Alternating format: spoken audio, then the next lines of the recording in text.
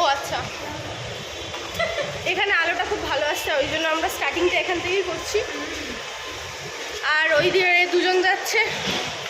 আমরা মোমো যখন প্লেট হাতে নেব, এনার হাগা পেয়েছে গাইস, তো